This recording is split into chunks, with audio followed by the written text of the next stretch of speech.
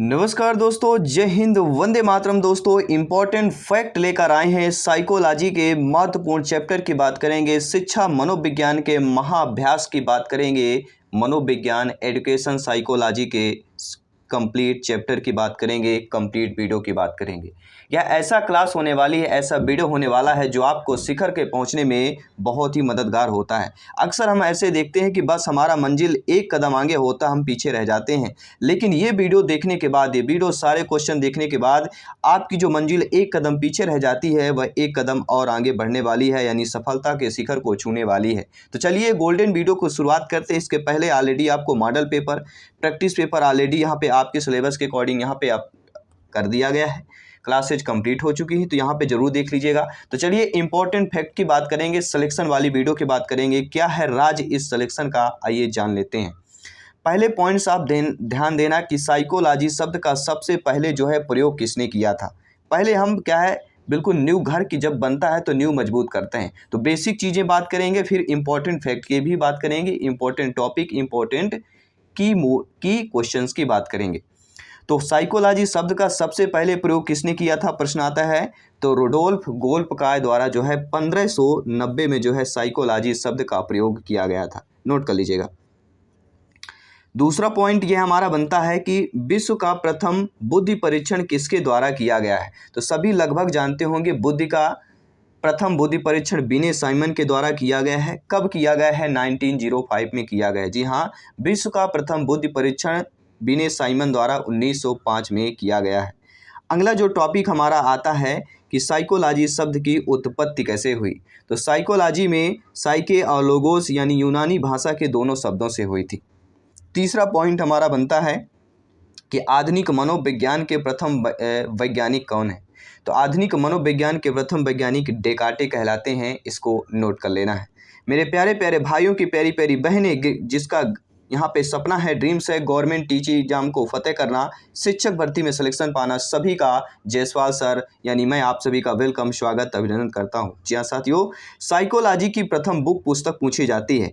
Psychology की प्रथम जो बुक और पुस्तक होती है वह किसने लिखी है, तो रुडोल्फ गोल्पकाय ने लिखी है, नोट कर लीजिएगा। ठीक है, प्रश्न आता है कि साइकोलॉजी की प्रथम पुस्तक साइकोलॉजी किसने लिखी है, तो रुडोल्फ गोल्पकाय ने लिखी थी, इसको नोट करते जाना है। इसके बाद हमारा अगला पॉइंट आता है कि विश्व की प्रथम साइकोलॉजी लैब कब तथा किसके द्वारा स्थापित की गई थी। जी हाँ साथियों, विश्व की जो है वर्ल्ड की प्रथम साइकोलॉजी जो लैब है 1879 में विलियम द्वारा जो है जर्मनी में स्थापित की गई थी। अगला की पॉइंट हमारा आता है, भारत का नाम सर्वोपरि आता है कि भारत का प्रथम बुद्धि परीक्षण किसने किया था। जब प्रश्न आता है कि भारत का प्रथम बुद्धि परीक्षण किसने किया, तब आपका यहाँ पे जवाब आता है 1922 में जो है C.H. राइस ने। जी हाँ साथियों, जब प्रश्न आए कि भारत में प्रथम बुद्धि परीक्षण किसने किया, तो C.H. राइस ने किया था, 1922 में किया था। अगला पॉइंट आपका आता है कि आधुनिक मनोविज्ञान के जनक किसे माना जाता है। तो आधुनिक मनोविज्ञान के जो जनक है विलियम जेम्स को माना जाता है। अगला जो आपका टॉपिक यहाँ पे है कि किंडरगार्टन विधि के प्रतिपादक कौन है। तो सभी लगभग पहचानते होंगे, जानते होंगे, क्योंकि यह लॉजिकल प्रश्न है, संभावित प्रश्न है, वीवीआईपी प्रश्न है कि किंडरगार्टन विधि के प्रतिपादक कौन है, प्रोफेसर फ्रोबेल की बात करेंगे।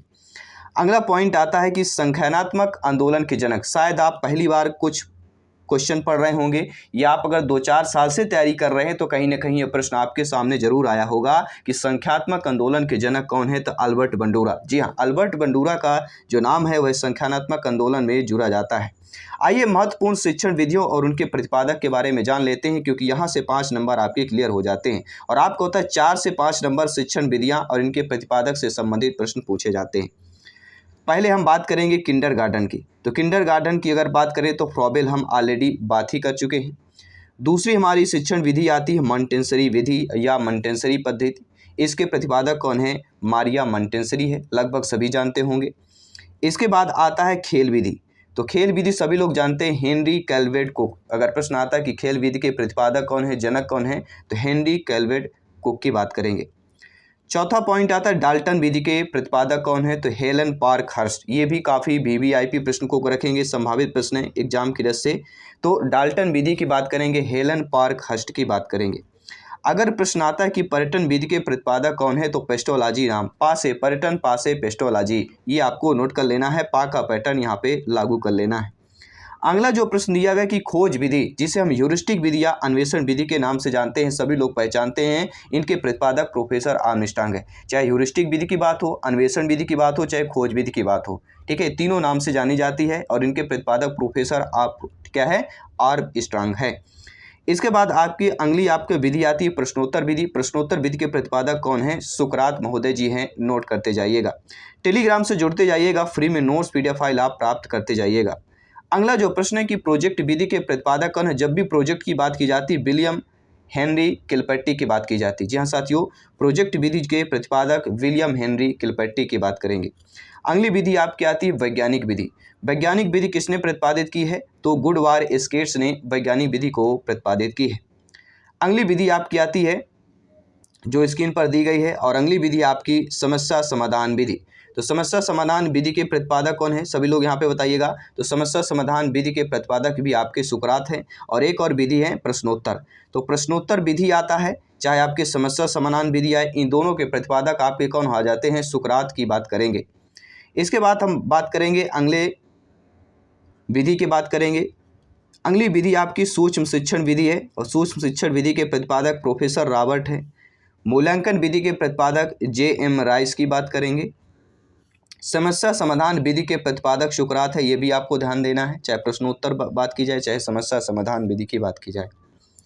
इकाई उपागम के या इकाई उपागम सिद्धांत के प्रतिपादक कौन है तो एच.सी. मॉरिसन। जी हाँ, जब भी एच.सी. मॉरिसन का जिक्र होता है इकाई उपागम सिद्धांत का नाम सर्वोपरि आ जाता है।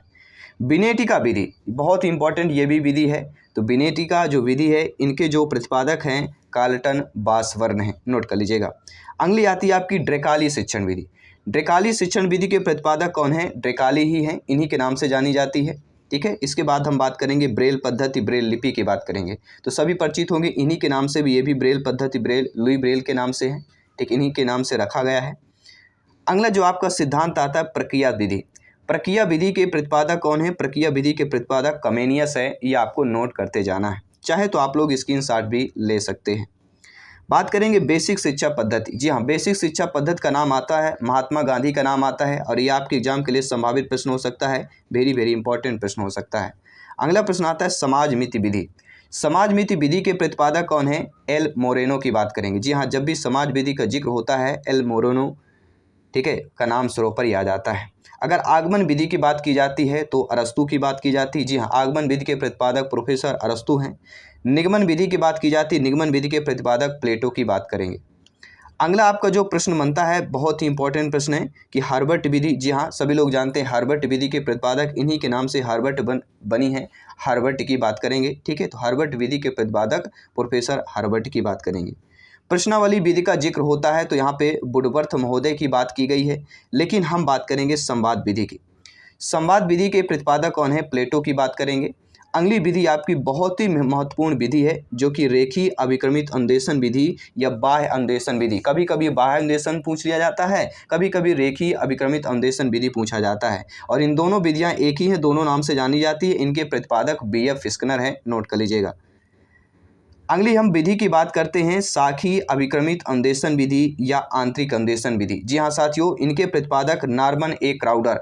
जब भी पूछा जाए कि शाखीय अभिक्रमित अन्वेषण विधि के प्रतिपादक कौन है तो नॉर्मन ए क्राउडर हो जाएंगे। या आंतरिक अन्वेषण विधि की बात करते हैं, जब भी अन्वेषण नाम आए, अन्वेषण विधि आए तो क्राउडर को नाम को ठप्पा लगा लेना है, सील लगा लेना है। जी हाँ, बात करेंगे अगले प्रश्न की। अवरोही अभिक्रमित अन्वेषण। जी हाँ, जब अवरोही अभिक्रमित अन्वेषण का जिक्र होता है तो इनके प्रतिपादक आपके थॉमस एफ गिलबर्ट की बात करेंगे। जी हाँ, अवरोही अभिक्रमित अन्वेषण विधि के प्रतिपादक कौन कहलाते हैं, थॉमस एफ, हम किसकी बात करेंगे, गिलबर्ट की बात करेंगे। आइए मनोविज्ञान की विधियां, सिद्धांत और उनके प्रतिपादक को डिटेल के साथ चर्चा करते हैं, क्योंकि यहाँ पर सिलेक्शन सर्वोपरि है। एक एक नंबर यहाँ पे इंपॉर्टेंट है, एक एक नंबर में वृद्धि करते जाना है, अपने तैयारी को जोरदार मजबूत करते जाना है, क्योंकि जब जोरदार किसी भी वृक्ष को अगर विशाल बनाना है तो उसकी जड़ें मजबूत करनी जरूरी होती है। इसी प्रकार सिलेक्शन पाना है कि जो न्यू होती है, तैयारी होती है, वो बेसिक चीज़ें मजबूत करना बहुत ही जरूरी होता है, ठीक है। तो यहाँ पे मनोविज्ञान की विधियाँ, सिद्धांत और उनके प्रतिपादक की बात करेंगे। मनोवैज्ञानिकों के विभिन्न सिद्धांत, संप्रदाय और उनके जनक इस प्रकार हैं जैसे आपके स्क्रीन पर है। देखिए, संप्रदाय के बारे में आपने सुना होगा, संप्रदाय पूछा जाता है कि गेस्टाल्टवादी संप्रदाय के कौन कौन मनोवैज्ञानिक हैं, तो कोहलर, कोफा, वर्दीमर और लेविन। जी हाँ, प्रश्न आता है कि गेस्टाल्टवाद संप्रदाय के कौन कौन से मनोवैज्ञानिक हैं। कोहलर, कोफा, वर्दीमर, लेविन हैं। और यह संप्रदाय कब नींव रखी गई? 1912 ईस्वी की बात करेंगे। दूसरा आपका संप्रदाय आता है संरचनावाद। इसकी नींव 1879 में रखी गई और इनके जो मेन हैं आपके जनक कह सकते हैं तो विलियम वुंड की बात करेंगे। और व्यवहारवाद का जिक्र होता है, जेबी वाटसन का नाम आता है, सरोपरी जानते हैं। इनका जो ठीक है सन है, इसकी नींव 1912 में पड़ी थी। चौथा है आपका जो है, चौथा है मनोविश्लेषणवाद। मनोविश्लेषणवाद की नींव 1900 में पड़ी और इनके जो मेन है आपके सिगमंड फ्रायड है, ये भी आपको नोट कर लेना है। विकासात्मक या संख्यात्मक अगर विधि पूछा जाता है, इनके जो है जीन पियाजे जी हैं, नोट कर लेना है। जी हाँ, तो ये 5 संप्रदाय हैं जो अक्सर एक न एक संप्रदाय जरूर पूछ लिया जाता है, इनके सिद्धांत और उनके जनक पूछ लिए जाते हैं। तो गेस्टाल्टवाद कोहलर, कोफा, वर्दीमर, लेविन की बात करेंगे। संरचनावाद में विलियम वुंड की बात करेंगे। व्यवहारवाद में जेबी वाटसन सभी जानते हैं। मनोविश्लेषणवाद के सिगमंड फ्रायड की बात करेंगे और विकासात्मक संख्यात्मक सिद्धांत के जीन पियाजे जी की बात करेंगे। दूसरा आपका टॉपिक आता है सामाजिक अधिगम सिद्धांत, जिसके प्रतिपादक अल्बर्ट बंडूरा है। ठीक है, संबंधवाद का सिद्धांत किसका है? थॉर्नडाइक महोदय जी का है। कब दिया गया? 1913 में। अनुकूलित अनुक्रिया का सिद्धांत अनुकूलित अनुक्रिया का सिद्धांत है 1904 में दिया गया। ईपी पावलोव इसके जनक हैं। तीसरी आती है क्रिया प्रसूत अनुबंधन सिद्धांत, इनके जनक स्किनर हैं और ये कब किया गया था? सिद्धांत 1938 में दिया गया। अगला आपका जो टॉपिक है बात है प्रबलन या पुनर्बलन का सिद्धांत 1915 में दिया गया प्रोफेसर हल के द्वारा। पांचवा जो आपका है सामाजिक अधिगम सिद्धांत की अगर बात करें तो अंतर्दर्शी या सूचकांक सिद्धांत 1912 में कोहलर के द्वारा दिया गया। ये महत्वपूर्ण आपके फैक्ट आपके स्क्रीन पर है। अगली जो एग्जाम में प्रश्न पूछा जाता है, इस टॉपिक पर बहुत ही ज़्यादा बहस होती है, बहुत ही ज़्यादा ट्रिपिकल प्रश्न पूछा जाता है, मॉडरेट प्रश्न पूछा जाता है। कैसे पूछा जाता है? व्यक्तिगत मापन की जो प्रमुख लक्ष्य और विधियां होती इनको जान लीजिए। पहला होता है टीएटी परीक्षण, आपने सुना होगा। इसका पूरा नाम है प्रासंगिक अंतर बोर्ड परीक्षण। दूसरा आपने सुना होगा सीएटी, इसका पूरा नाम है बाल अंतर बोध या बाल अंतर विरोध परीक्षण। तीसरा आपने सुना होगा आईबीटी, जिसे हम स्याही धब्बा परीक्षण करते हैं, जिनके प्रतिपादक ठीक है रोरसा की बात करेंगे। चौथा आता है एससीटी। एससीटी की अगर बात करते हैं तो वाक्य पूर्ति परीक्षण इसका पूरा नाम हो जाता है। ठीक है, अगले टॉपिक की अगर बात करें व्यक्तिगत मापन की प्रमुख अप्रक्षेपी विधियां जो होती हैं। जी हाँ, व्यक्तिगत मापन की प्रमुख जो अप्रक्षेपी विधियां होती है, अनुसूची होता है, प्रश्नावली होता है, साक्षात्कार होता है, आत्मकथा विधि होती है, व्यक्तिगत इतिहास विधि होती है, निरीक्षण विधि होता है और समाज नीति विधि होती है। साथ ही साथ स्वप्न विश्लेषण, मानदंड मूल्यांकन विधि और 10वां होता है स्वतंत्र साझा परीक्षण WFWAT। ये सारे क्या हैं? आपके व्यक्तिगत मापन की प्रमुख अप्रक्षेपी विधियां 10 प्रकार की हैं जो आप लोग जान चुके हैं। अगला हम टॉपिक बात करेंगे बुद्ध के सिद्धांत और उनके प्रतिपादक की बात करेंगे। एक खंड का निरंकुशवादी का सिद्धांत किसने दिया? हम विनय की बात करेंगे, टर्मन स्टनर की बात करेंगे, 1911 की बात करेंगे। दूसरी लाइन आपको ध्यान देना है, द्विखंड के सिद्धांत 1904 में दिया गया, स्पीयरमैन के द्वारा दिया गया था। तीसरी लाइन हमें यह ध्यान देना, 3 खंड का सिद्धांत स्पीयरमैन ने ही दिया था। तो द्विखंड त्रिखंड तीनों का सिद्धांत के प्रवर्तक आपके स्पीयरमैन जी हैं। और बहुखंड सिद्धांत का जिक्र होता है तो थॉर्नडाइक का नाम जो है सरोपरी गिना जाता है। और समूह कारक सिद्धांत का नाम आता है तो थर्स्टन और कैली का नाम आ जाता है।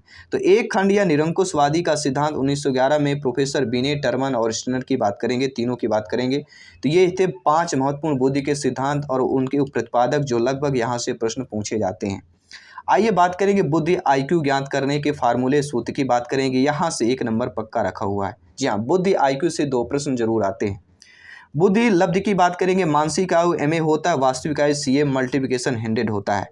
दूसरा पॉइंट हमें यह है कि बुद्धि लब्ध IQ ज्ञात करने का सूत्र किसने प्रतिपादित किया? तो विलियम स्टर्न ने किया था। कब किया था? 1912 में। जी हाँ, बुद्धि लब्ध IQ का सूत्र किसने प्रतिपादित किया था? विलियम स्टर्न ने 1912 में किया था। ये सन, ये डेट, ये तारीख सब कुछ अपने माइंड पर फिट कर लेना है। अगला जो टॉपिक आता है दोस्तों, मानसिक आयु की बात करेंगे। मेंटल एज शब्द का सर्वप्रथम किसने प्रयोग किया।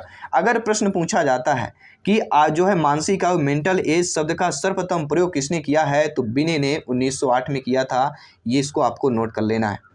अगला जो आपका पॉइंट बनता है कि आपके व्यक्तिगतिक भाषात्मक बुद्धि परीक्षण। जी हाँ, व्यक्तिगत जो है भाषात्मक बुद्धि परीक्षण का जिक्र होता है तो पहला आता है साइमन बुद्धि परीक्षण, जिसे बिने, थियोडर और साइमन की बात करेंगे 1905, 1908 में, 1911 में दिया गया। 3 बार बुद्धि परीक्षण किया गया है।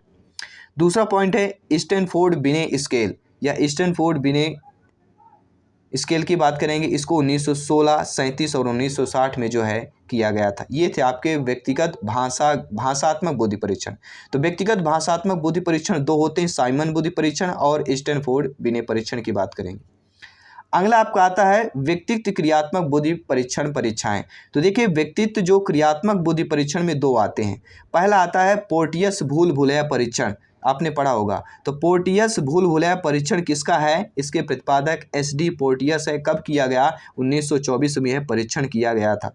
दूसरा आता है वेस्लर। जी हाँ साथियों, वेस्लर वैल्यू बुद्धि परीक्षण, इसके प्रतिपादक D वेस्लर हैं और इनका जो 1944 और 55 में किया गया था।